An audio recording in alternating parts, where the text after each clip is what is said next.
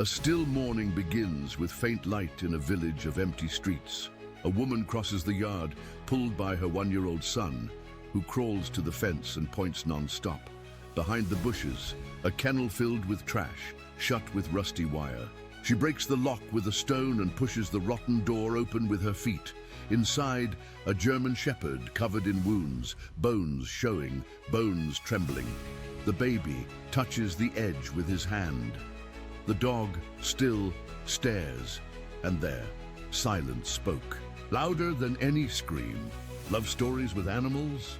Then subscribe now and don't miss any. Thanks for following us. Now, back to our story. The morning unfolded silently and warmly in the small town of Cedar Falls, Iowa, where narrow streets wound between modest houses and time seemed to move at its own unhurried pace. The familiar routines of this quiet community repeated themselves like clockwork, creating a comforting rhythm that most residents had grown accustomed to over the years. In the backyard of a cozy two-story house on Maple Street, 15-month-old Emma Thompson displayed behavior that was far from ordinary. Her small hands pressed against the sliding glass door as she pointed insistently toward the neighboring yard, her blue eyes fixed with an intensity unusual for someone barely past. Her first birthday. Her mother, Sarah Thompson, had noticed this peculiar fixation developing over the past few days, but initially dismissed it as typical toddler curiosity.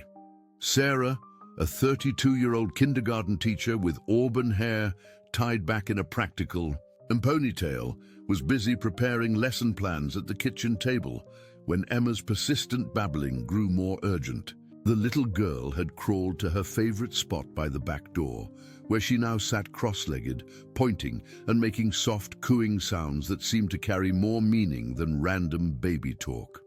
"What is it, sweetie?" Sarah asked absent-mindedly. Glancing up from her work, Emma responded by crawling closer to the glass, her tiny palm leaving prints as she pressed against it. Her brows furrowed in concentration, and she pointed again toward the Hendersons' property next door. The Henderson house had been empty for 3 months now, ever since old Mr. Henderson had moved to an assisted living facility in Des Moines. His grandson Marcus occasionally stopped by to check on things, but the property had developed that particular air of abandonment that empty houses acquire. The grass had grown wild, and the once-maintained flower beds now sprouted weeds that danced in the gentle Iowa breeze. Sarah set down her red pen and walked over to where Emma sat. Looking through the glass door, she followed her daughter's gaze but saw nothing particularly interesting. The Henderson yard looked the same as it had for weeks, overgrown and slightly neglected, with a rusty swing set that Mr. Henderson had installed years ago for visiting grandchildren.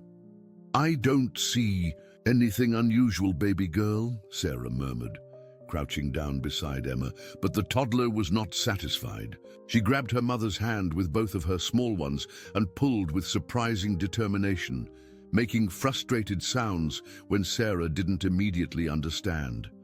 Just then, a faint sound drifted across the yard.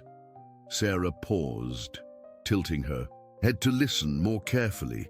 It was barely audible, a low, rhythmic sound that seemed to come from somewhere beyond the overgrown hedge that separated the two properties. Emma heard it too and became more animated, pointing vigorously while looking up at her mother with wide, expectant eyes. Sarah's husband, Michael, chose that moment to enter the kitchen from the garage, his construction worker boots leaving faint traces of sawdust on the linoleum floor. At 35, he carried himself with the confident stride of someone who'd spent years building houses across rural Iowa. His flannel shirt was rolled up to the elbows, revealing forearms tanned from outdoor work. "Hey, how are my girls doing?" he asked, setting his tool bag down and washing his hands at the sink. He noticed Sarah's puzzled expression as she peered out the back door. "Everything okay?" "Emma's been acting strange all morning," Sarah explained, gesturing toward their daughter, who was now practically vibrating with excitement. "She keeps pointing at the Henderson place and won't stop. And I think I heard something just now, like a whimpering sound. Michael dried his hands on a dish towel and joined them at the door. The three of them stood there for a moment, Sarah holding Emma, who continued to point insistently. The sound came again, clearer this time. A weak, intermittent whining that seemed to carry a note of distress. Could be a stray cat got itself trapped somewhere, Michael suggested, though his expression showed he wasn't entirely convinced. The sound seemed too deep, too deliberate for a cat. Sarah felt a growing sense of unease. Emma's behavior wasn't random. There was purpose in every gesture, every pointed finger, every frustrated babble when the adults didn't understand. She had always been an intuitive child, seeming to sense things that others missed. Even as a newborn, she had cried inconsolably whenever storms approached, long before the first rumble of thunder. "Maybe we should check it out," Sarah suggested, though she felt silly saying it. After all, what were the chances that a baby barely old enough to walk had discovered something that two adults had missed? Michael nodded slowly. "I suppose it wouldn't hurt to take a look. Mr. Henderson always said we could keep an eye on the in place while he was gone." He glanced down at Emma, who had quieted as if sensing that her message was finally being received. "Besides, our little detective here seems pretty convinced there's something wrong." The family of three made their way out the back door, Emma now content to be carried by her father as they crossed their neatly maintained yard. The Henderson property was accessible through a gap in the hedge that the two families had created years ago when their children were young and wanted to play together freely. As they pushed through the overgrown bushes, the smell hit them first. A musty, unpleasant odor that spoke of neglect and something else Sarah couldn't quite identify.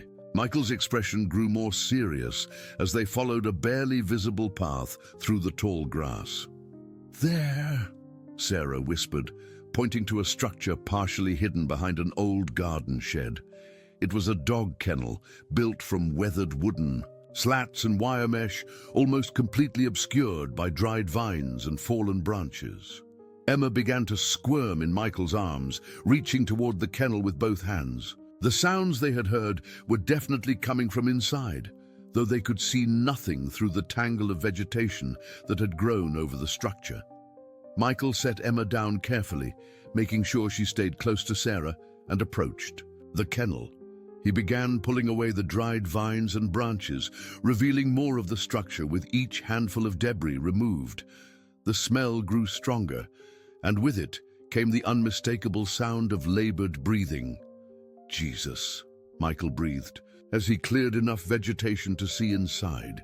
Sarah gasped, instinctively pulling Emma closer, though the little girl showed no fear. Inside the kennel lay a German shepherd, its once proud frame reduced to little more than skin and bones.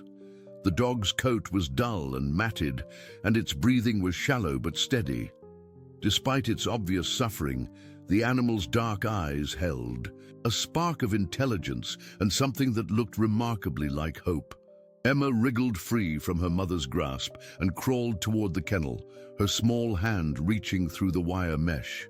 The German shepherd, rather than retreating, slowly lifted its head and seemed to focus all its remaining strength on meeting the baby's gaze. In that moment, something extraordinary happened. The connection between child and animal was immediate and profound, as if each recognized something in the other that transcended the barriers of species and circumstance. Emma's babbling took on a soothing tone, and the dog's breathing seemed to calm in response. "We need to get this poor thing to a vet immediately," Sarah said, her voice thick with emotion. She was already pulling out her phone, dialing the number for Dr. Peterson's animal clinic in town. Michael worked quickly to remove the makeshift lock that secured the kennel door, a piece of wire that had been twisted around the latch. As he opened the door, the German shepherd made no attempt to move, clearly too weak to stand on its own. "Easy, big guy," Michael murmured softly, his construction worker hands surprisingly gentle as he assessed how best to move the animal. "We're going to get you some help." Emma continued her babbling conversation with the dog, her tiny hand now resting against its snout through the open door. The animal's tail made the faintest attempt at a wag, and its eyes never left the child's face. Dr. Peterson's receptionist confirmed they could bring the dog in immediately, and Michael carefully lifted the weakened animal, surprised by how light it felt. The German Shepherd offered no resistance, seeming to understand that these strangers represented salvation rather than threat. As they made their way back through the hedge toward their car, Sarah noticed several neighbors had emerged from their houses, drawn by the unusual activity. Mrs. Patterson from across the street stood on her porch, shading her eyes with her hand as she watched the small procession. "What's going on over there?" called out Jim Bradley from 2 houses down, stepping out of his garage with a coffee mug in hand. "Found a dog that someone left behind in the Henderson place," Michael replied, not stopping as he carried his burden toward their SUV. "Taking it to the vet now." The neighbors began to gather, forming a small crowd as word spread quickly through the tight-knit community. Some offered to help. Others simply watched with expressions of concern and curiosity. Emma rode in the back seat next to the German Shepherd, her tiny hand resting on the dog's paw throughout the short drive to the clinic. Sarah couldn't help but marvel at her daughter's calmness and the way the animal seemed to draw comfort from the child's presence. At the clinic, Dr. Peterson, a kind man in his 60s who had been caring for Cedar Falls pets for over 3 decades, took one look at the German Shepherd and immediately ushered them into an examination room. "How long do you think he's been like this?" he asked, running experienced hands over the dog's emaciated frame. "We're not sure," Sarah replied, still holding Emma. "We only discovered him this morning. The house next door has been empty for 3 months." Dr. Peterson's expression grew grave as he continued his examination. "This level of malnutrition doesn't happen overnight. This poor fellow has been neglected for quite some time." He paused, looking up at the family. "You may have saved his life by finding him when you did." The examination revealed severe dehydration, malnutrition, and signs of prolonged confinement. But perhaps most concerning were the other indicators Dr. Peterson discovered: healed wounds that suggested more than simple neglect. "I'll need to keep him here for several days," the veterinarian explained. "He needs immediate hydration and nutritional support, and I want to run some tests to make sure there aren't any underlying health issues we need to address." As they prepared to leave, Emma began to fuss for the first time since they'd found the dog. She reached toward the examination table where the German Shepherd lay, making distressed sounds that were clearly protests at being separated from her new friend. "It's okay, sweetheart," Sarah soothed. "We'll come back to visit very soon." The drive home was quiet, but Sarah's mind was racing.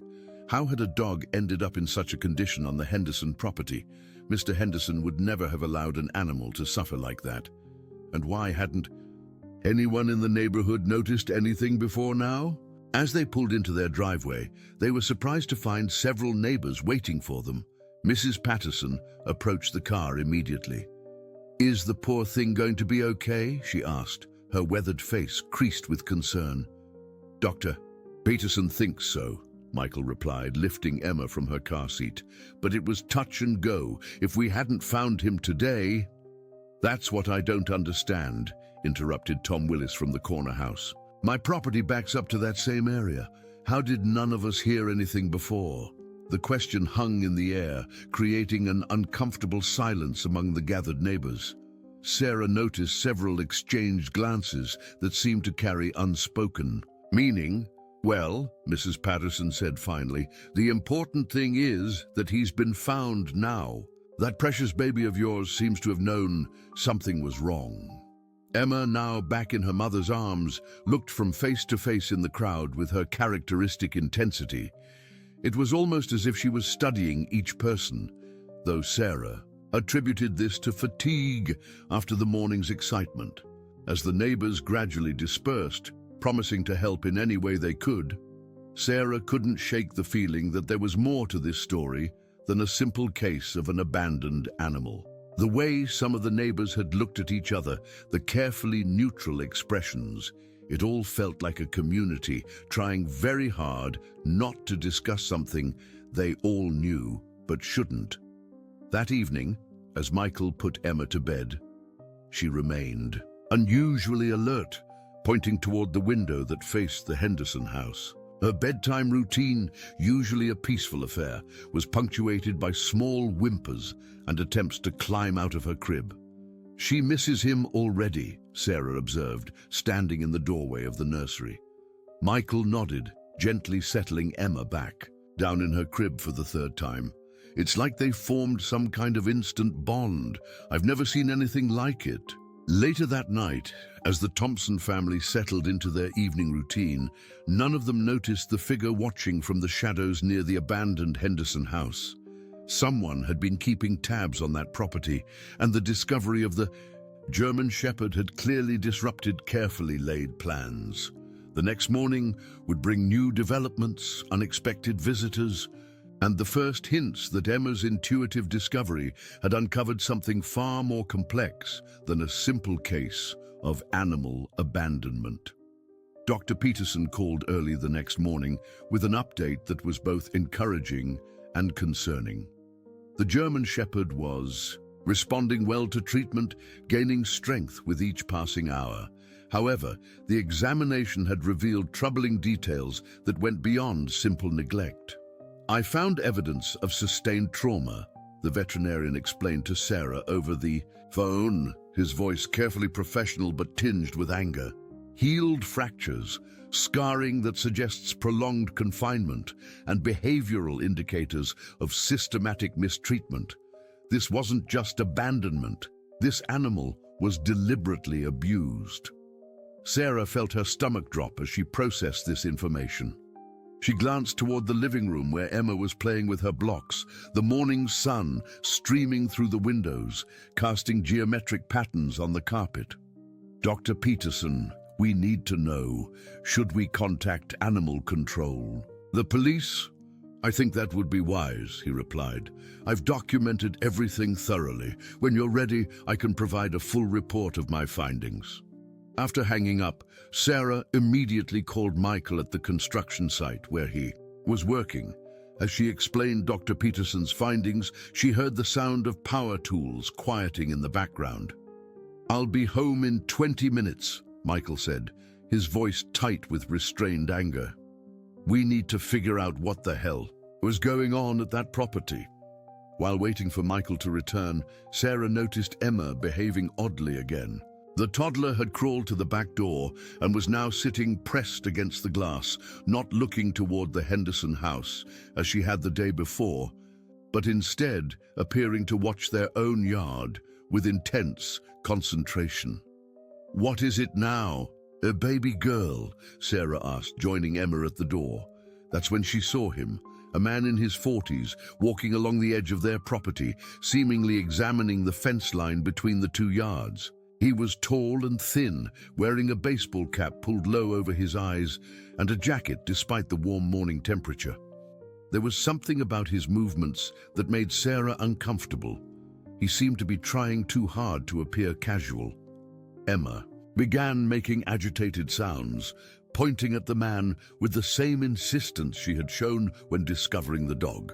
But this time, her babbling carried a different tone, not excitement or curiosity, but what sounded like warning. Michael's truck pulled into the driveway just as the stranger noticed Sarah watching from the window. The man quickly turned and walked away, disappearing around the corner of the Henderson house. By the time Michael reached the back door, there was no sign that anyone had been there.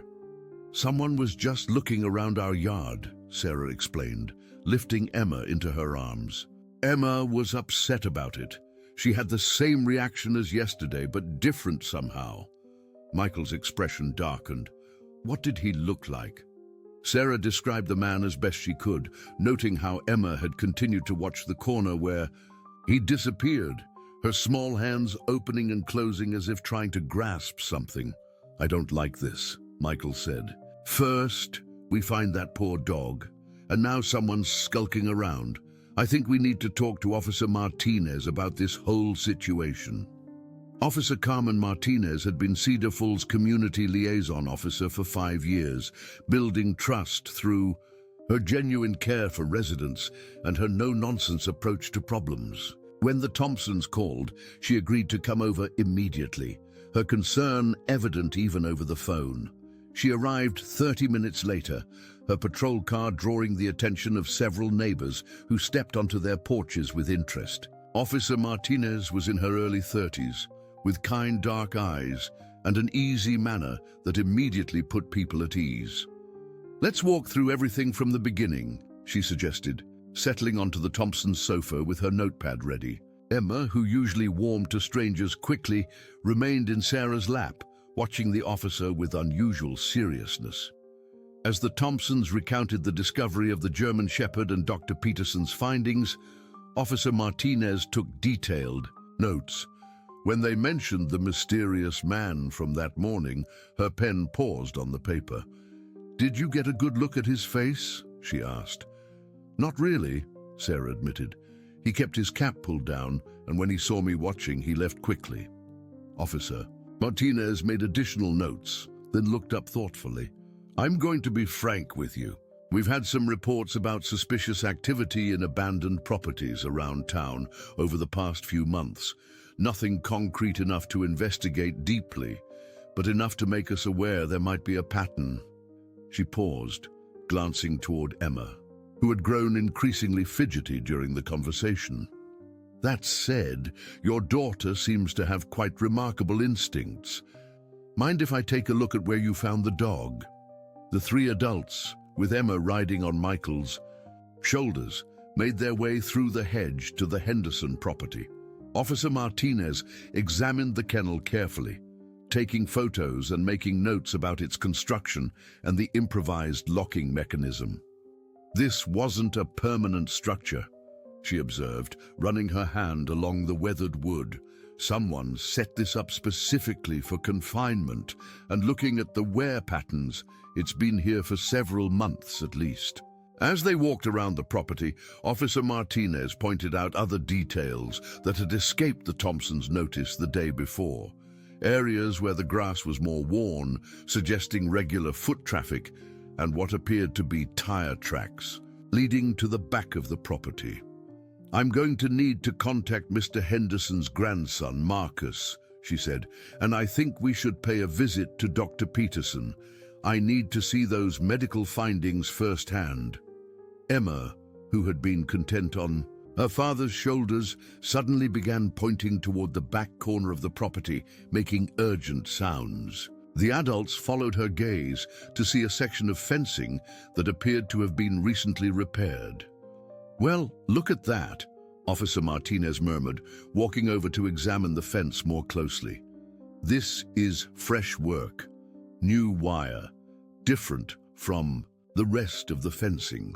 As she was documenting the fence repair, a car pulled up to the front of the Henderson house. A man emerged, medium height, early 30s, with nervous energy apparent in every movement. He approached the group with visible hesitation. "Excuse me," he called out. "I'm Marcus Henderson. I got a call that police were here." Officer Martinez introduced herself and briefly explained the situation. Marcus's face went through several expressions as he listened: surprise, confusion, and something that might have been fear. "I had no idea anything like this was going on," he said, his voice rising slightly. "I check on the property every few weeks, and I've never seen any sign of animals or anything unusual." "When was your last visit?" Officer Martinez asked. Marcus thought for a moment. "Maybe 3 weeks ago. I usually just check the locks and make sure nobody's broken in." Sarah noticed that Emma had become very still on Michael's shoulders, staring at Marcus with the same intense focus she'd shown when discovering the dog. The toddler's eyes tracked every movement, every gesture, as if she was trying to piece together a puzzle. Mr. Henderson, Officer Martinez continued, are you familiar with anyone who might have had access to this property? Former renters, family friends, maintenance workers? Well, there was a guy who did some handyman work for my grandfather over the years, David Morrison. But that was only occasional stuff, and he wouldn't have any reason to. Marcus trailed off, looking genuinely bewildered. Just then, Emma pointed decisively toward the repaired section of fence and made a sound that was almost like a word. The adults looked at her in surprise. Did she just say something? Officer Martinez asked. She's not really talking yet, Sarah explained. Just babbling mostly, but sometimes it does sound like she's trying to communicate something specific. Marcus shifted uncomfortably, glancing at his watch. Look, I really need to get going. I have a job interview this afternoon, but if you need anything else, please call me. He handed Officer Martinez a business card and hurried back to his car. As Marcus drove away, Officer Martinez turned to the Thompsons. I want you all to be extra careful over the next few days. Lock your doors, keep an eye out for anything unusual, and call me immediately if you see that man around your property again. The group made their way back to the Thompson house, where Officer Martinez continued her questioning. She was particularly interested in the timeline of events and any behavioral changes they'd noticed in Emma. Children that age sometimes notice things adults miss, she explained. They're not yet conditioned to ignore what might seem unusual or out of place.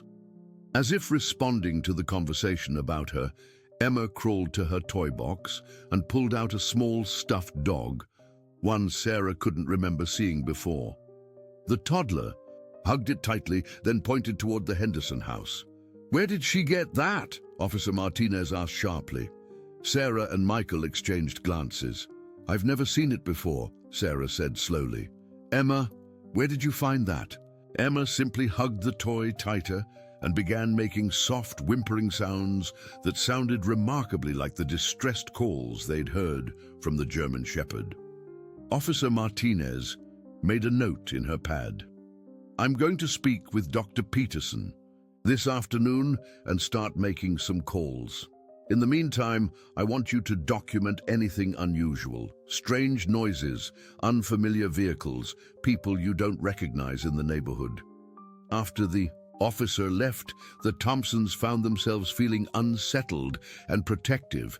Sarah called Dr. Peterson to arrange a visit so Emma could see the German Shepherd, hoping it might help both the child and the recovering animal. He's made remarkable progress, Dr. Peterson reported when they arrived at the clinic. Strong enough now to stand and walk around the examination room, and he seems eager for company.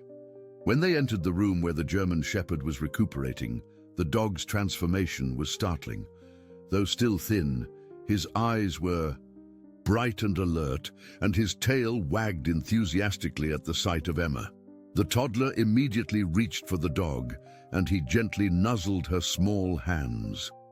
It's extraordinary, Dr. Peterson observed. In 30 years of practice, I've rarely seen such a strong bond form so quickly. It's almost as if they understand each other on some fundamental level. As Emma and the dog interacted, Dr. Peterson showed Sarah and Michael the X-rays and examination notes. The evidence of long-term abuse was clear and systematic, indicating someone with knowledge of how to inflict pain without causing injuries that would be immediately visible. Officer Martinez mentioned there might be other cases like this, Michael said, his jaw tight with suppressed anger. Dr. Peterson nodded grimly. I've suspected something like this for a while. Over the past year, I've treated several animals with similar patterns of injury, all found as strays or abandoned, all showing signs of systematic abuse. But until now, we had no common thread to connect them. He pulled out a file folder thick with records. Look at these dates, he said, pointing to various entries.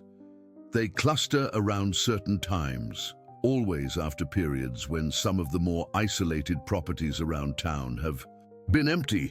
Sarah felt a chill run down her spine. You think someone's been using vacant properties to To hide what they're doing, Dr. Peterson finished, moving from place to place, staying ahead of any suspicion. As they talked, Emma had curled up next to the German Shepherd on the examination table, both of them resting peacefully. The dog's head was gently positioned to watch over the sleeping child, his protective instincts clearly intact despite everything he'd endured.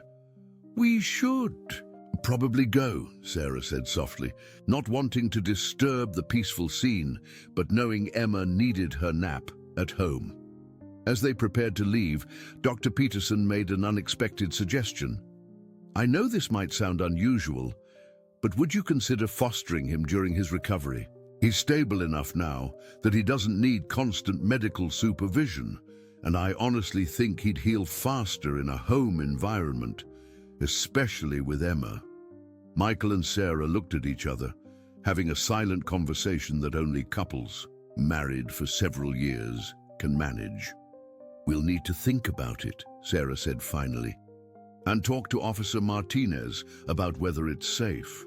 "Of course," Dr. Peterson agreed, "but consider this, that dog owes his life to your daughter.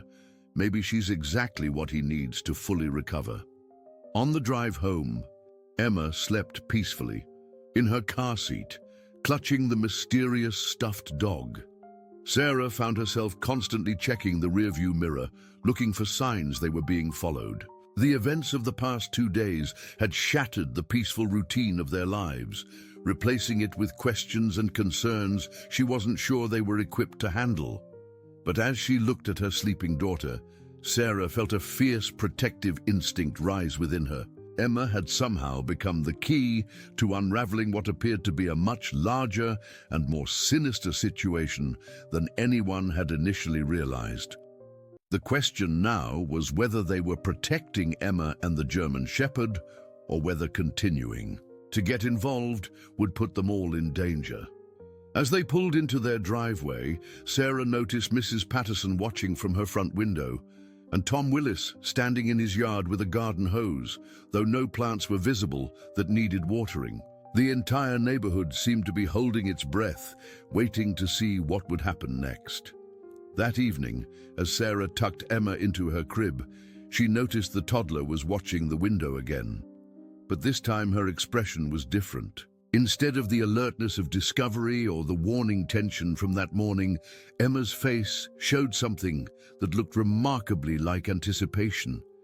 It was as if she were waiting for something or someone to make the next move. 3 days. After finding the German Shepherd, the Thompson family received an unexpected visitor. Sarah was preparing lunch while Emma played in her high chair when the doorbell rang.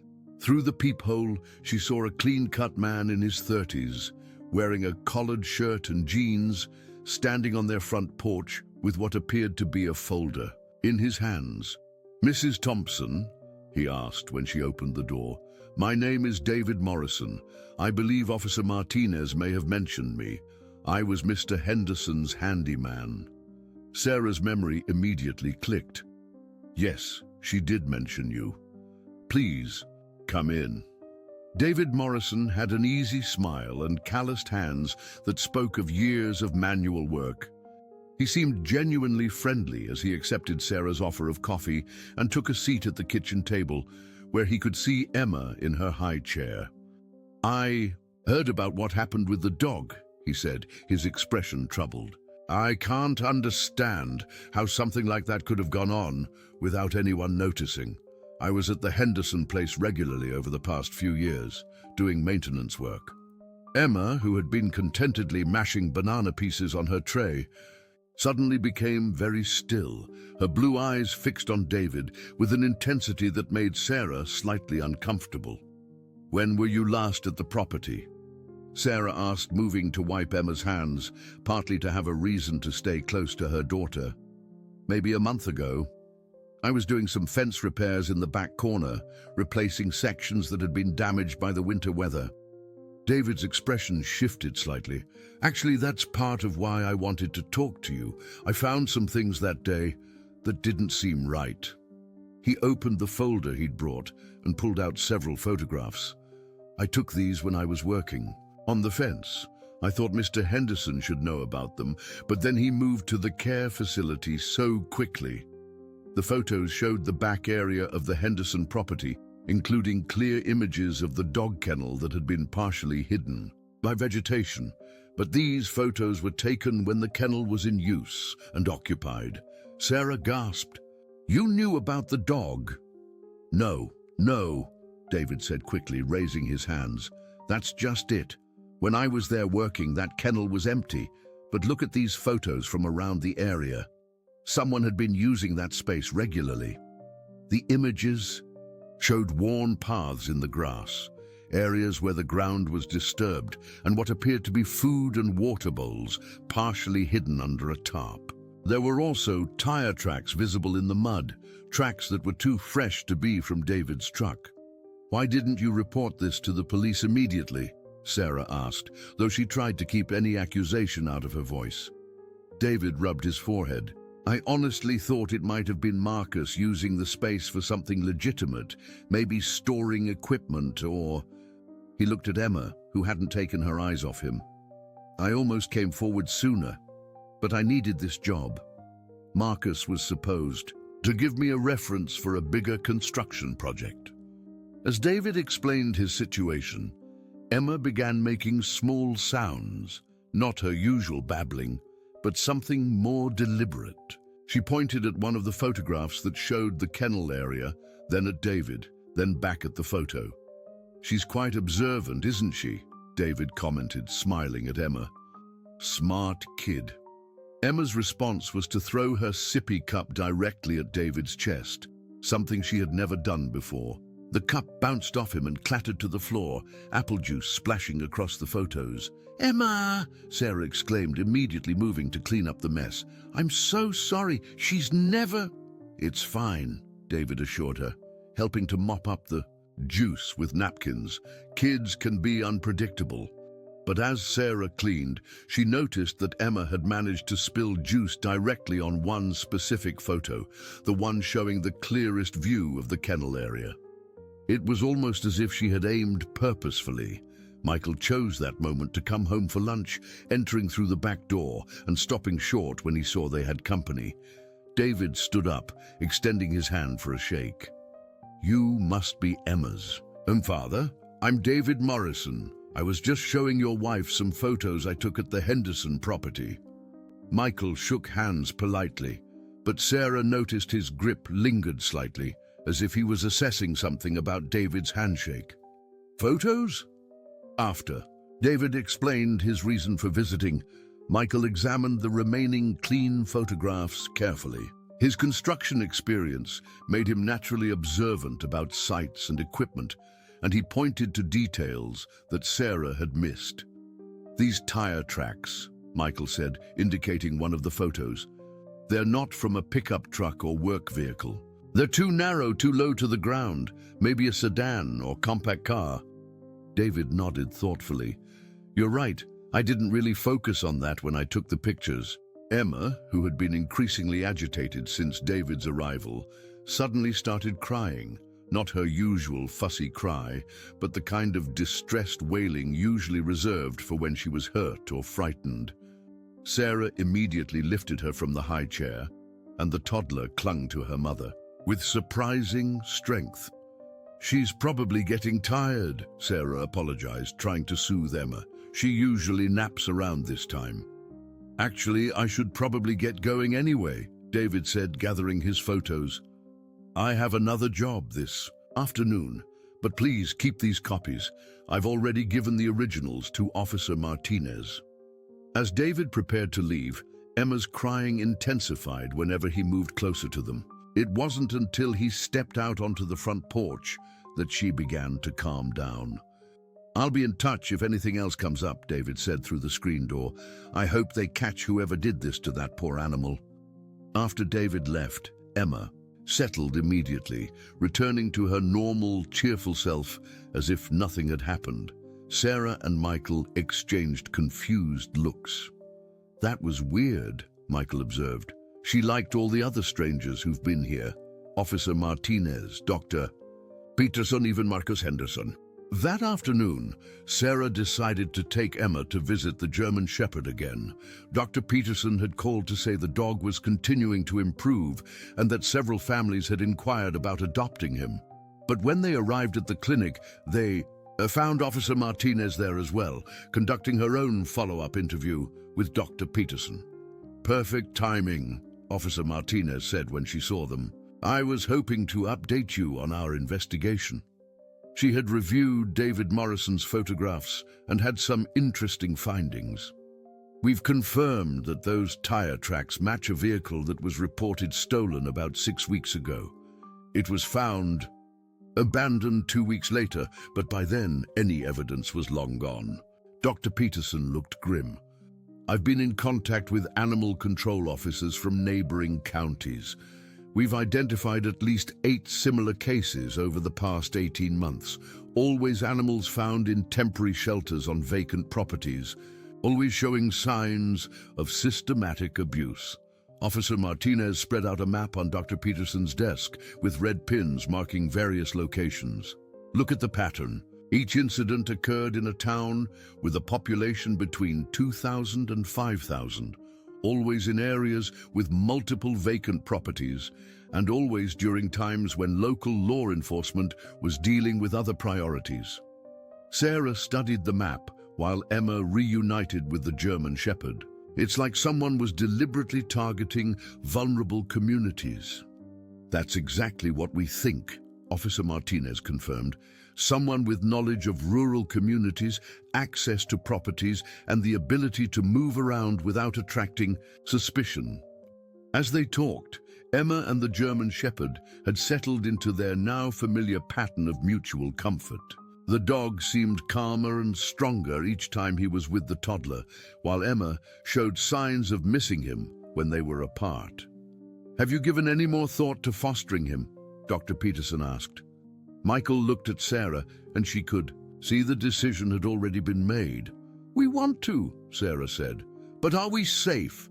If someone's been running this kind of operation—" "Actually," Officer Martinez interrupted, "I think having the dog with you might be the safest option for everyone. He's a witness in a way, and he's clearly bonded with Emma.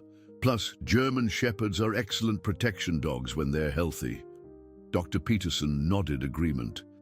"He's gained enough weight and strength that I'm comfortable releasing him. And psychologically, I think he needs the stability of a permanent home environment to fully recover." As they discussed the logistics of taking the dog home, Emma began pointing urgently toward the clinic window. Outside, a familiar car was pulling into the parking lot, David Morrison's truck. "Interesting," Officer Martinez murmured, noting Emma's reaction.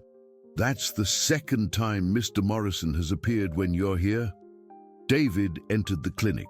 A few minutes later, seeming surprised to see the group gathered there. "Oh, hello again. I didn't expect to run into all of you."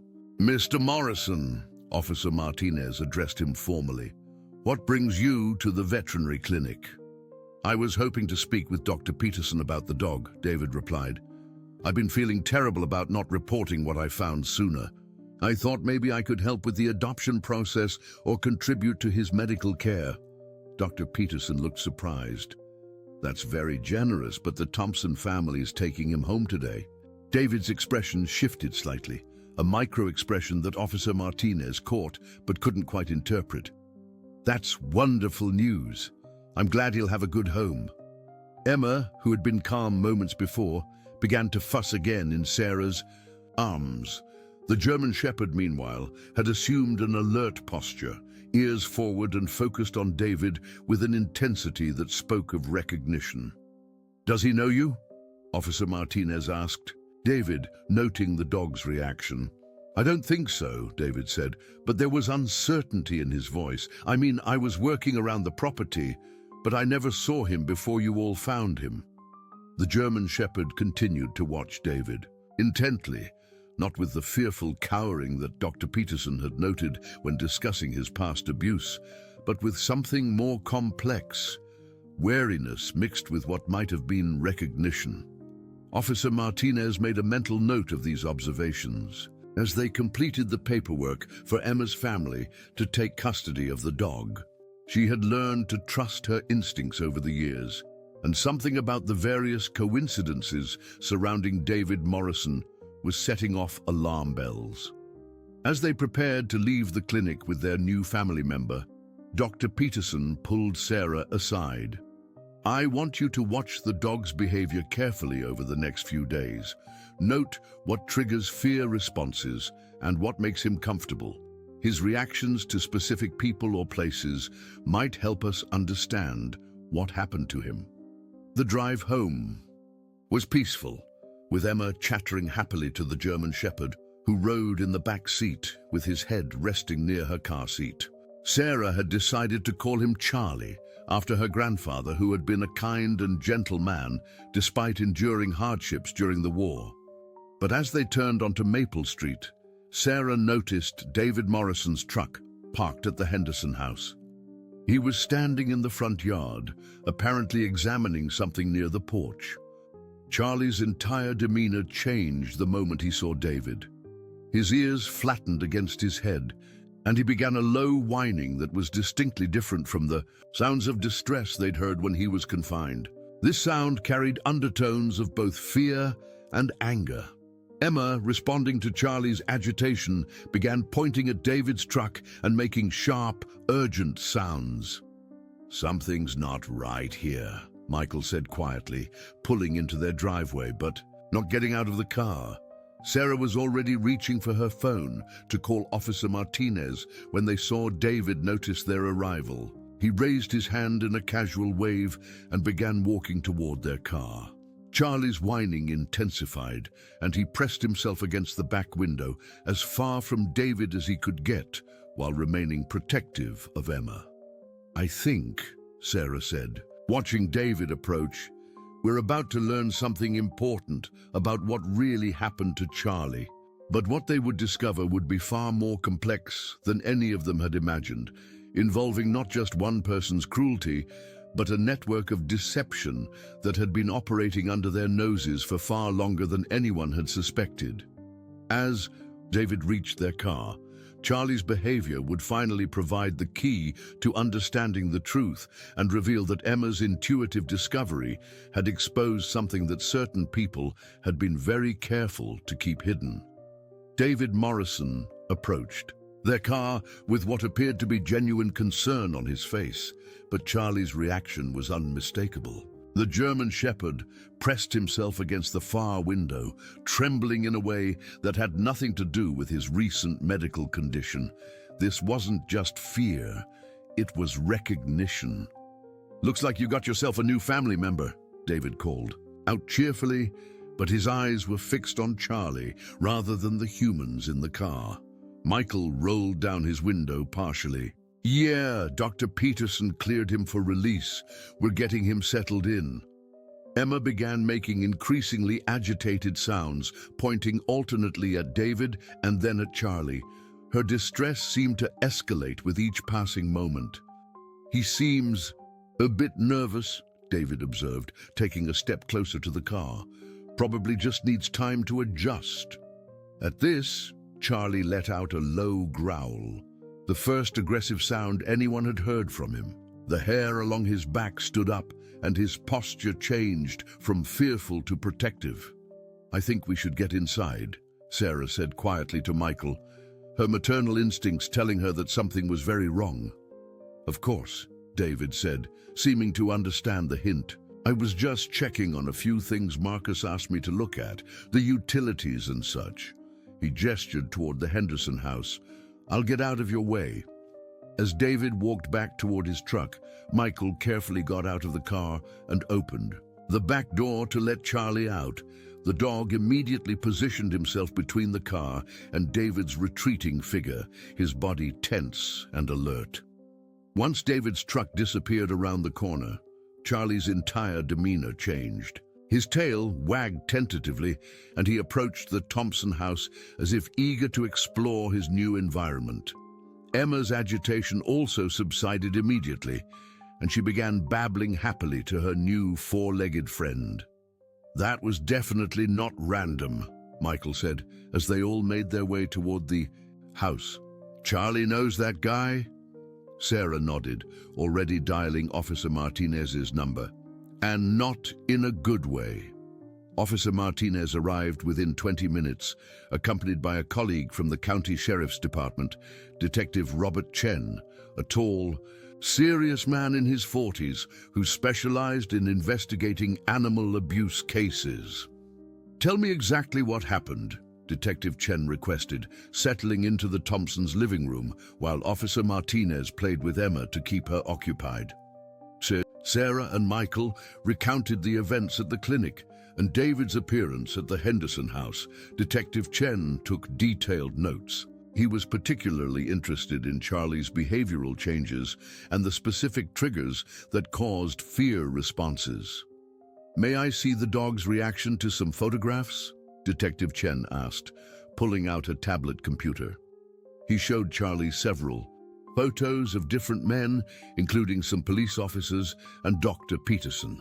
Charlie remained calm and alert, his tail wagging slightly at the image of Dr. Peterson.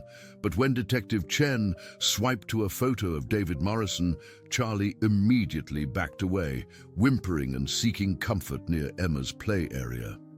"That's definitive," Detective Chen concluded. "This animal has had negative experiences with Mr. Morrison."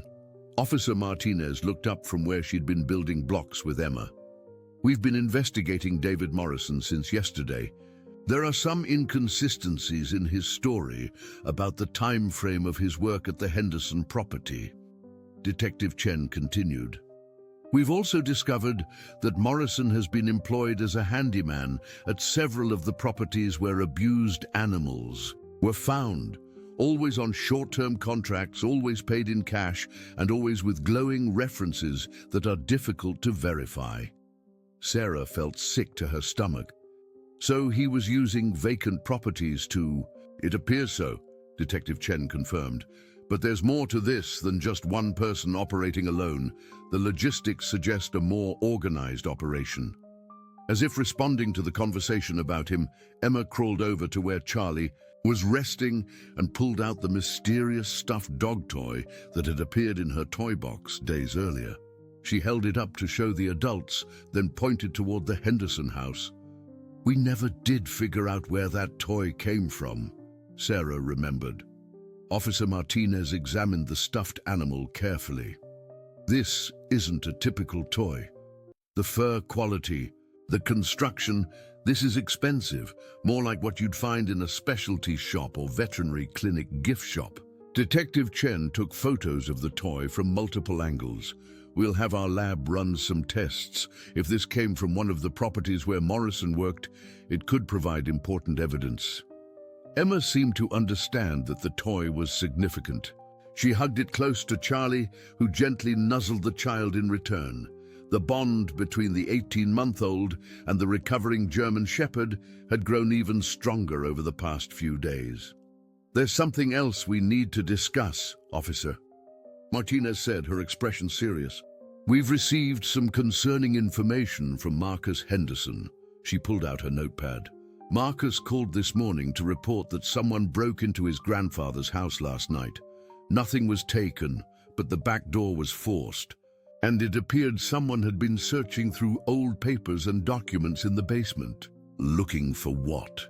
Michael asked. "That's what we're trying to determine," Detective Chen replied, "but it happened less than 12 hours after Morrison appeared at the property yesterday evening." Sarah felt a chill run down her spine. "Ah, we safe here, with Charlie as evidence and Emma being the one who first noticed?" "We're taking precautions," Officer Martinez assured her.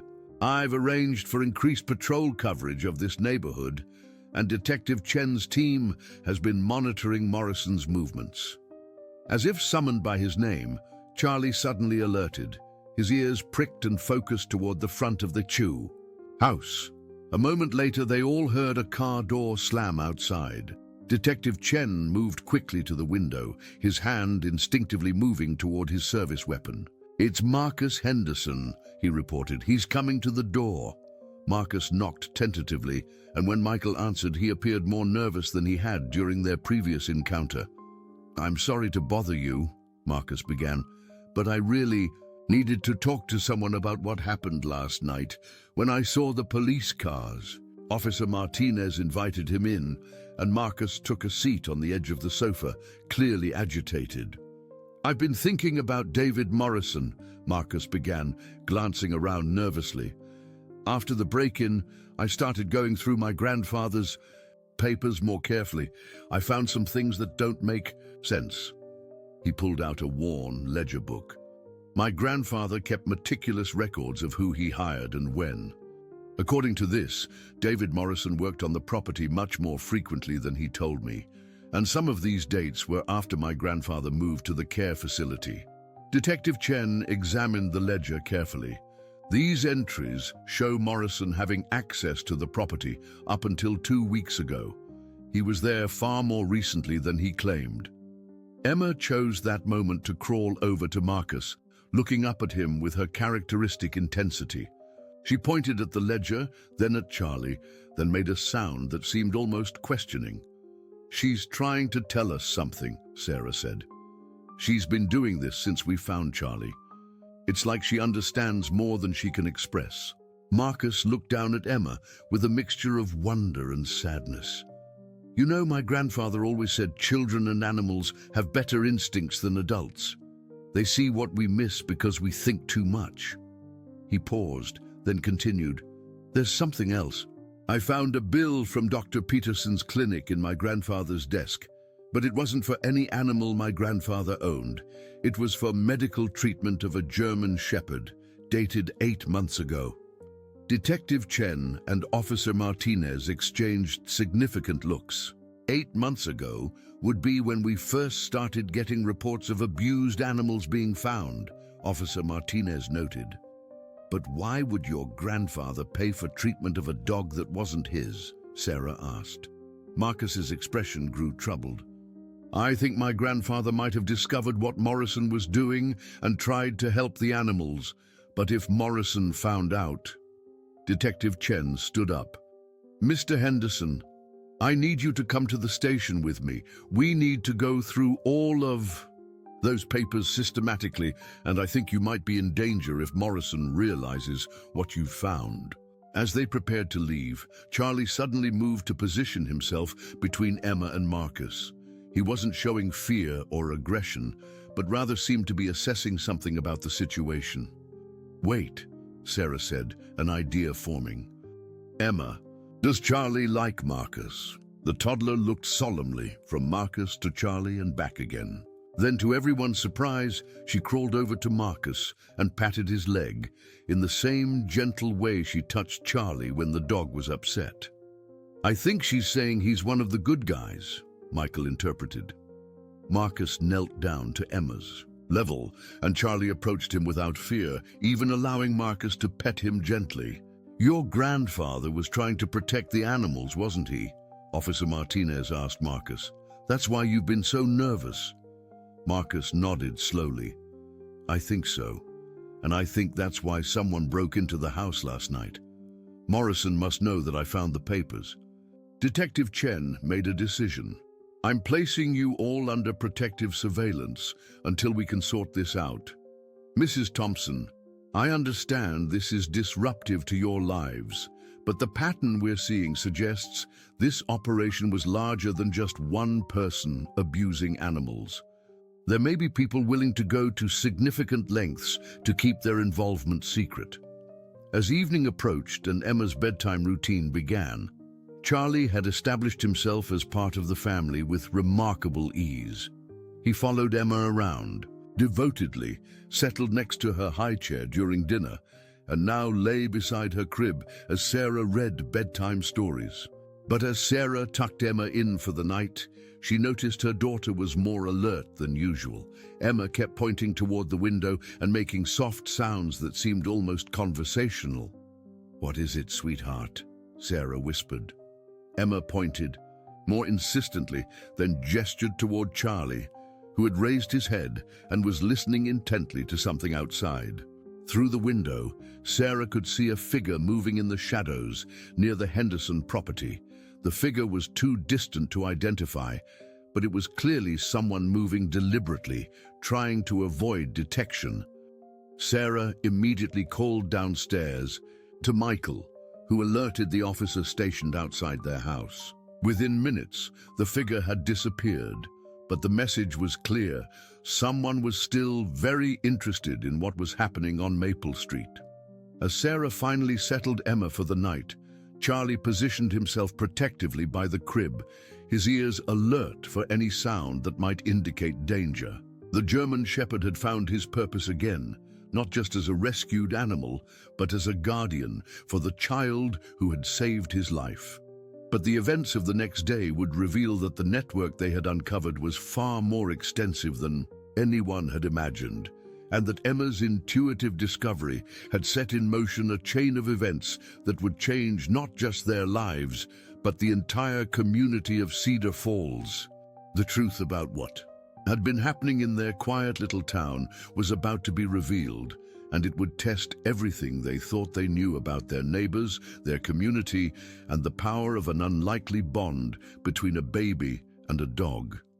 The next morning brought developments that no one had anticipated. Detective Chen arrived at the Thompson house early, accompanied by Officer Martinez and a woman Sarah didn't recognize, a professional-looking person in her 50s with kind eyes and graying hair. "This is Dr. Elizabeth Hawthorne," Detective Chen introduced. "She's an animal behavioral specialist who's been consulting on our investigation. She has some interesting findings to share." Dr. Hawthorne settled into the living room and immediately noticed the interaction between Emma and Charlie. The toddler was feeding Charlie small pieces of bread while the dog sat patiently, his attention divided between the food and watching the surrounding area. "Remarkable," Dr. Hawthorne murmured. "In 20 years of working with traumatized animals, I've rarely seen such rapid psychological recovery. The presence of the child seems to have accelerated his healing in ways that surprise even me." She opened a laptop computer and turned it toward the Thompsons. "I've been analyzing behavioral patterns in the animals we've recovered from various locations. Charlie here is unique, not just because of his bond with Emma, but because of what he can tell us about his experiences." The laptop screen showed a map with multiple locations marked in different colors. "We've now identified 12 separate incidents across 5 counties over the past 2 years. Each location was a vacant property. Each animal showed similar patterns of abuse, and each case involved a handyman who worked short-term contracts." Sarah felt her stomach tighten. "How many different handymen?" "That's what's interesting," Detective Chen interjected. "We initially thought it was multiple people operating independently, but the evidence suggests it was the same small group moving from town to town, using different identities and references." Dr. Hawthorne nodded and clicked to a new slide. "The animals' behavioral patterns tell us they encountered the same individuals repeatedly. The specific fear responses, the particular triggers, they're too consistent to be coincidental." Emma chose that moment to crawl over with her mysterious stuffed dog toy, holding it up to Dr. Hawthorne. The specialist examined it carefully, then looked at Detective Chen with surprise. "This isn't just any stuffed animal," she said. "This is a therapy toy specifically designed for animals recovering from trauma. They're only sold to licensed veterinary professionals and certified animal therapists." Officer Martinez leaned forward. "So whoever gave this to Emma had professional knowledge of animal trauma recovery." "Exactly," Dr. Hawthorne confirmed. "And based on the construction and materials, I'd say this came from the Midwest Veterinary Supply Company. They keep detailed records of their sales." Detective Chen made a note. "We'll follow up on that immediately." As the adults continued their discussion, Emma became increasingly agitated. She pointed toward the Henderson house repeatedly, making urgent sounds that seemed more like words than her usual babbling. Charlie responded to Emma's agitation by moving to the window and staring intently at the Henderson property. His body language indicated alertness, but not fear, more like anticipation. "What do you think they're sensing?" Michael asked. Dr. Hawthorne observed both Emma and Charlie carefully. Animals often know when their abusers are nearby. But this reaction seems different. It's almost as if Charlie recognizes the opportunity for resolution. A knock at the door interrupted their conversation. Officer Martinez checked through the peephole and announced, "It's Marcus Henderson. He looks like he's been up all night." Marcus entered looking haggard and carrying a cardboard box filled with papers and documents. "I spent all night going through my grandfather's things. You need to see what I found." He set the box on the coffee table and began pulling out various items: veterinary bills, handwritten notes, and a collection of photographs that made everyone in the room take sharp intakes of breath. "My grandfather was documenting everything," Marcus explained. "These photos go back almost 2 years. He knew what Morrison was doing, and he was building a case." The photographs showed the Henderson property at various times, but they also showed other locations, different houses, different properties, always with similar makeshift kennels, and always with evidence of animal confinement. "Look at the dates," Marcus said, spreading the photos chronologically. He followed Morrison from job to job. "My grandfather was conducting his own investigation." Dr. Hawthorne examined the photos with professional interest. "Your grandfather had identified the pattern we're just now uncovering. He was trying to help the animals." Detective Chen studied a particular photograph that showed Morrison talking to another man near one of the temporary kennels. "Do you recognize this other person?" Marcus squinted at the photo. "I'm not sure. Maybe it could be someone from the county animal control office? My grandfather had several dealings with them over the years." Officer Martinez's radio crackled to life with an urgent message. After listening, she turned to the group with a grim expression. "We need to move quickly. Morrison's truck was spotted heading toward the Henderson property about 10 minutes ago." Emma immediately pointed toward Charlie and then toward the Henderson house, making excited vocalizations. Charlie responded by moving to the door and looking back at the humans expectantly. "It's almost like they want to go over there," Sarah observed. Dr. Hawthorne nodded thoughtfully. "In cases of severe trauma, some animals need closure, a chance to face their fears in a controlled environment. It could be therapeutic for Charlie." Detective Chen considered this. "If Morrison is there, having Charlie present might help us get a confession. Confronted with evidence of what he's done, and seeing the animal he abused thriving." The decision was made quickly. The group would go to the Henderson property together, with the police maintaining a protective perimeter. Emma would stay, with Sarah a safe distance away, while Charlie would accompany the others to the property. As they crossed through the hedge to the Henderson yard, Charlie's behavior was fascinating to observe. He showed no fear, but rather moved with purpose toward the area where the kennel had been. His head was held high, his stride confident. Morrison's truck was parked near the back of the property, and they could see him working in the area where Charlie had been found. He was dismantling something, what appeared to be evidence of other temporary structures that had been hidden in the vegetation. Detective Chen and Officer Martinez approached Morrison carefully, while Dr. Hawthorne and Marcus stayed with Charlie at a distance. Sarah remained near the hedge with Emma, but the toddler was straining to see what was happening, pointing and babbling with excitement. "Mr. Morrison!" Detective Chen called out. "We need to speak with you." David Morrison looked up, startled. When he saw the group, his face went through several expressions: surprise, concern, and then something harder to identify. "I was just cleaning up," Morrison said, straightening up from where he'd been working. "Marcus asked me to remove some old structures that were becoming safety hazards." His eyes fell on Charlie, and the change in both man and dog was immediate. Charlie stood tall, alert but not fearful, while Morrison took an involuntary step backward. "That's interesting," Dr. Hawthorne said loudly enough for Morrison to hear. "Charlie seems to remember you very well. Would you like to explain the nature of your relationship with this animal? Morrison's composure began to crack. I don't know what you mean.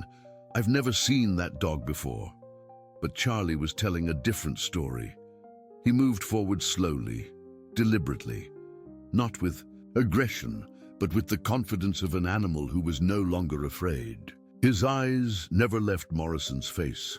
Detective Chen pulled out his tablet and showed Morrison the photographs Marcus had found. These were taken by Mr. Henderson's grandfather over the past 2 years. They show you at multiple locations with temporary animal holding facilities. Morrison's shoulders sagged as he looked at the evidence. From where Sarah stood with Emma, she could see the moment when he realized his situation was hopeless. The old man, Morrison said quietly. He was always watching, always taking pictures. I knew he suspected something. Dr. Hawthorne moved, closer with Charlie. Why don't you tell us about Charlie specifically? What did you do to him? Morrison looked at the German Shepherd, and for the first time Sarah saw something like remorse in his expression. He wasn't supposed to survive, Morrison admitted. He was too smart, too observant. He kept trying to protect the other animals, even when he was confined himself. The confession that followed was detailed and heartbreaking. Morrison revealed that he had been working with a network of people who used abandoned animals for illegal dogfighting operations and other forms of exploitation. His role was to find isolated properties, capture or acquire unwanted animals, and prepare them for transport. But Charlie was different, Morrison continued, his voice breaking slightly. He had training, probably military or police background. Even starved and confined, he wouldn't lose his protective instincts. We couldn't break him, Dr. Hawthorne asked quietly. So you left him to die in that kennel? When the heat became too much around here, we had to move the operation. I was supposed to... Morrison couldn't finish the sentence, but everyone understood what he meant. Detective Chen was already calling for backup to arrest Morrison and begin the larger investigation into the network he'd described. But something unexpected happened next. Emma, who had been quiet during the confession, suddenly called out, not in her usual babbling, but with something that sounded remarkably like a word. "Charlie!" Everyone turned to look at the toddler, who was pointing not at the German Shepherd, but toward a section of the property where Morrison had been working when they arrived. Charlie immediately moved to where Emma was pointing and began digging frantically at a specific spot in the ground. Within moments, he had uncovered what appeared to be a small wooden box, partially buried under some recently disturbed soil. Dr. Hawthorne approached cautiously. "Charlie, what have you found?" As Detective Chen carefully extracted the box, Charlie sat back and looked directly at Emma, his tail wagging for the first time since they'd arrived at the Henderson property.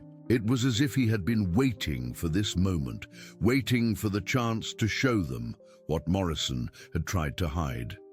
Inside the box were documents, photographs, and what appeared to be records of financial transactions. The evidence that would ultimately unravel the entire network that had been operating across multiple counties. But perhaps most importantly, there was a collar with a name tag that read, Sergeant Charlie K9 Unit, Cedar Falls Police Department, retired 2022. The revelation hit everyone simultaneously. Charlie wasn't just any German Shepherd. He was a retired police dog who had disappeared 2 years earlier, presumed dead after a car accident while he was traveling with his handler to a new retirement home. Marcus Henderson stepped forward, his face pale with understanding. "My grandfather knew," he said quietly. "He recognized Charlie from the old days. Grandpa used to volunteer with the police department's community programs. He was trying to save a hero." Emma's delighted babbling filled the silence that followed as Charlie, Sergeant Charlie, finally received the recognition and justice he deserved.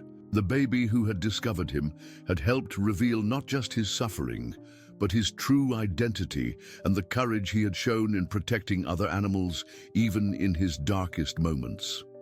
As Morrison was led away in handcuffs and the investigation expanded to include federal authorities, Sarah looked down at Emma, who was contentedly playing with her mysterious stuffed dog toy.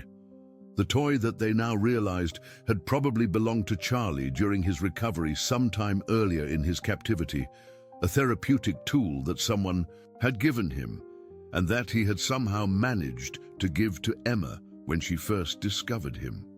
Their story was far from over, but the worst of the mystery had been solved. What remained was the healing, the justice, and the recognition that sometimes the most important discoveries are made by those we least expect to make them.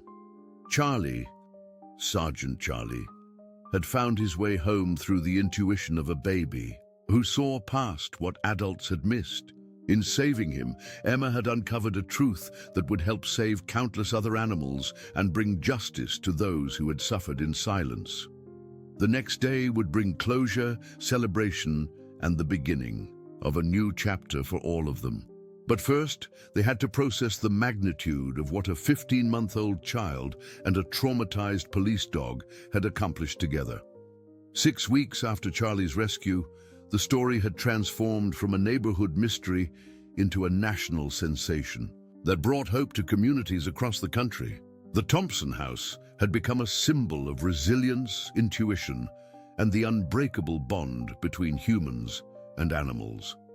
Captain Rebecca Walsh from the Cedar Falls Police Department sat in the Thompsons' living room, wearing her dress uniform for the special occasion that was about to take place. Emma, now walking confidently, toddled between her parents and Charlie, Sergeant Charlie, whose original collar gleamed with fresh polish. In 30 years of law enforcement, Captain Walsh began, I've never seen anything quite like this. Sergeant Charlie here was one of our finest officers before his retirement. When he disappeared after that transport accident, we feared the worst. Dr. Peterson, who had been monitoring Charlie's full recovery, smiled as he watched Emma share her afternoon snack with the German Shepherd. The physical transformation has been remarkable, but the psychological healing, that's been something special to witness. Michael held up a framed certificate from the local news station. They want to do a feature story about Emma and Charlie. They're calling it The Smallest Detective and Her Four-Legged Partner. Sarah laughed, watching Emma attempt to put a toy police hat on Charlie's head. I still can't believe how it all started with her just pointing at the Henderson place. If we hadn't paid attention. Dr. Hawthorne, who had become a regular visitor, nodded thoughtfully. Children that age operate on pure instinct and emotional intelligence. Emma sensed Charlie's distress before any adult could identify what was wrong. She literally saved his life. The investigation that followed Morrison's arrest had uncovered a network spanning 7 states, involving over 40 individuals and resulting in the rescue of nearly 200 animals. Morrison had provided detailed information in exchange for a reduced sentence, helping authorities locate and shut down the entire operation. Marcus Henderson, who had inherited his grandfather's property, had decided to turn part of it into a memorial garden for animals who had suffered abuse. Grandpa always said animals deserved respect and protection, he explained. This seems like the right way to honor that belief. Emma toddled over to Marcus, carrying a small flower she had picked from the garden. He knelt down to receive her offering, and Charlie immediately positioned himself next to them both, his tail wagging gently. She's trying to help everyone heal, Officer Martinez observed. She had become something of an honorary aunt to Emma. Over the weeks of investigation, it's like she understands that this experience connected all of us. Captain Walsh stood up and addressed the gathered group. There's something else we need to discuss. The department has voted unanimously to offer Sergeant Charlie an honorary position as our community liaison officer. He would visit schools, participate in safety programs, and help other traumatized animals in our care. Charlie looked up at the mention of his name, his intelligent eyes seeming to understand the significance of the moment. Emma clapped her hands excitedly, as if she approved of the plan. Dr. Peterson added, "Charlie's recovery has been so successful that he could even return to some form of active duty if he chooses. His instincts and training are still sharp." Sarah smiled, watching Emma lean against Charlie's side as she grew sleepy. "What do you think, Charlie? Ready to be a hero again?" Charlie's response was to gently nuzzle Emma, then look up at Sarah with an expression that seemed to say he had found something even more important than his original calling. As the afternoon progressed and their guests began to leave, the Thompson family settled into their new routine. Emma's bedtime story now included Charlie curled up beside her crib, standing guard as he had every night since joining their family. "Do you think she'll remember any of this when she's older?" Michael asked, as they watched Emma drift off to sleep. Sarah considered this. "Maybe not the details, but I think she'll always remember that sometimes the most important thing you can do is pay attention when others don't, and act on what your heart tells you is right." The story of Emma and Charlie had touched people far beyond Cedar Falls. Letters arrived daily from families sharing their own stories of animals saved by children's intuition, of second chances, and of the healing power of interspecies bonds. Dr. Hawthorne had begun developing a research program studying the connection between young children and traumatized animals, using Emma and Charlie's relationship as a foundational case study. "There's so much we can learn," she explained during one visit, "about empathy, healing, and the language that exists between species." 3 months later, Charlie had officially returned to duty as a community liaison officer, visiting schools throughout the county with a message about animal welfare, personal safety, and the importance of speaking up when something seems wrong. Emma often accompanied him to local events, toddling alongside her four-legged partner as he demonstrated his training and shared his story of survival and recovery. The Henderson property had been completely transformed.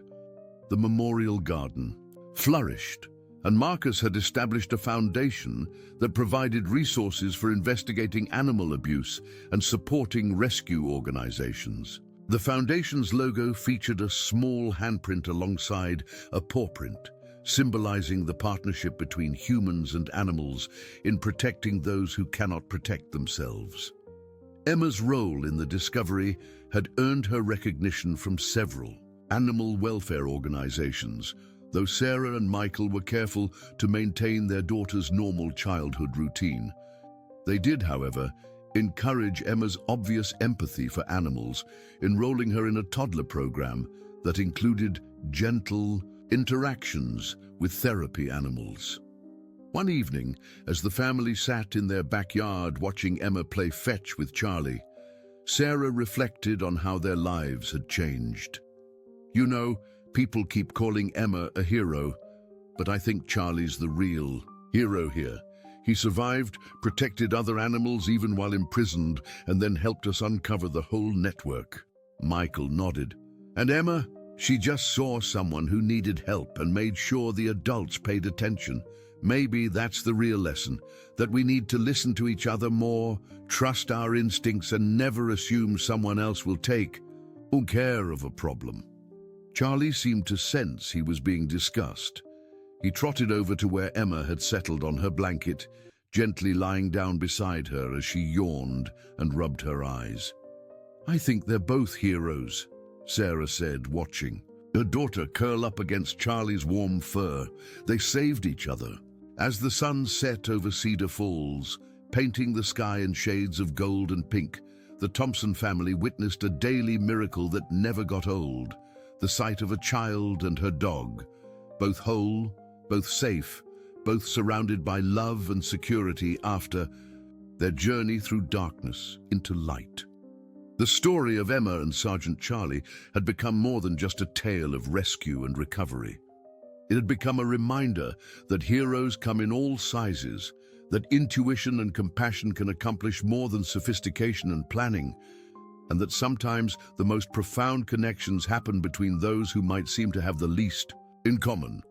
6 months after Charlie's rescue, Dr. Peterson published a paper about their case that was read by veterinarians and animal behaviorists worldwide. Marcus Henderson's foundation had helped shut down 3 additional illegal operations. Captain Walsh reported that community awareness about animal abuse had increased dramatically, with children often being the first to report concerning situations to their parents or teachers. Emma had grown into a confident toddler who continued to show remarkable empathy for all living things.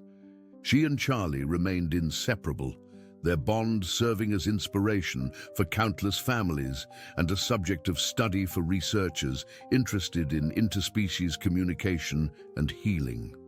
On the first anniversary of Charlie's rescue, the town of Cedar Falls held a celebration in the Memorial Garden. Emma, now walking confidently and speaking in short sentences, stood beside Charlie as Captain Walsh presented them both with honorary citizen awards.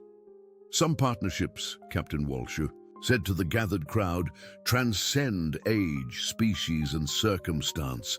Emma Thompson and Sergeant Charlie have shown us that the greatest rescues happen when we combine innocence with experience, instinct with training, and compassion with courage. As applause filled the garden, Emma reached up to pet Charlie's head, and he responded by gently placing his paw on her small hand. In that moment, everyone present could see the visible representation of healing, hope, and the extraordinary power of an unlikely friendship. The story that began with a baby's persistent pointing had evolved into a testament to the importance of paying attention, the power of non-verbal communication, and the incredible capacity for healing when the right connections are made at the right time. But perhaps the most beautiful part of the story was yet to come. As Emma grew, she never lost her special connection with animals. Charlie remained her constant companion, protector, and friend, teaching her about loyalty, courage, and the importance of helping those who cannot help themselves. Dear listeners, the story of Emma and Sergeant Charlie reminds us that heroism takes many forms, and sometimes the smallest voices, whether human or animal, carry the most important messages. This beautiful tale of intuition, rescue, and recovery shows us that when we pay attention to those around us and trust our instincts to help, we can change lives in ways we never imagined possible. Dear friends, we hope the story of Emma and Sergeant Charlie has touched your hearts as deeply as it has touched ours. This incredible journey of a baby's intuition leading to the rescue of a hero reminds us that the most powerful stories come from the connections we make with those who need us most. If you'd like to hear more inspiring tales of courage, compassion, and unlikely friendships, please subscribe to our channel and give this video a thumbs up. We bring you new stories of hope and transformation every week, showcasing the extraordinary bonds between humans and animals, and the little miracles that happen when we truly listen to each other. Share this story with someone who believes in the power of intuition and the healing strength of love. Have you ever experienced a moment when a child or animal showed you something you had missed? We'd love to hear your stories in the comments below. Thank you for joining us on this emotional journey. And remember, sometimes the smallest voices carry the biggest truths.